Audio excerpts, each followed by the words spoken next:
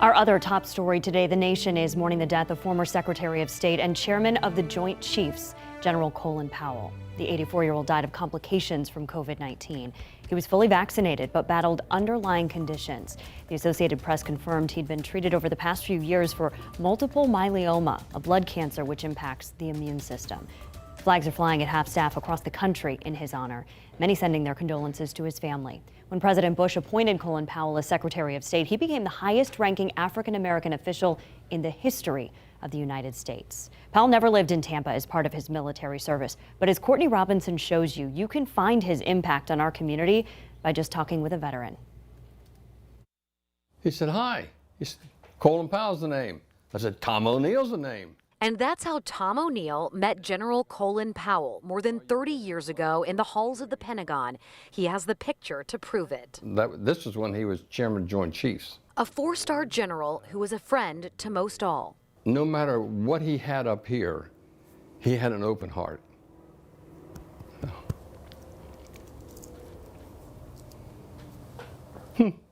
Retired Major General Carl Horst also remembers Powell's humility alongside his leadership.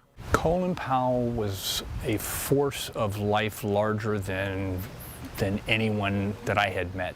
He says Powell's legacy is complex. The son of Jamaican immigrants, Powell graduated from college, took an Army commission, rising through the ranks to become a general, the head of the National Security Council, youngest and first black chairman of the Joint Chiefs of Staff, and finally, Secretary of State. He has a legacy as a soldier, as a leader. He has a legacy as a statesman and as a diplomat. And he has a legacy in Tampa Bay. In the early 90s, the military was undergoing the difficult process of base realignment and closure.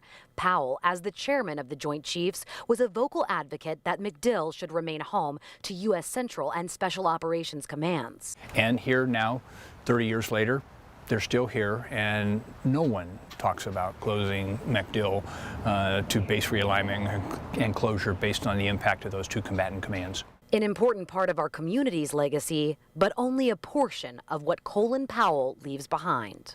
You don't find guys like that. You really don't.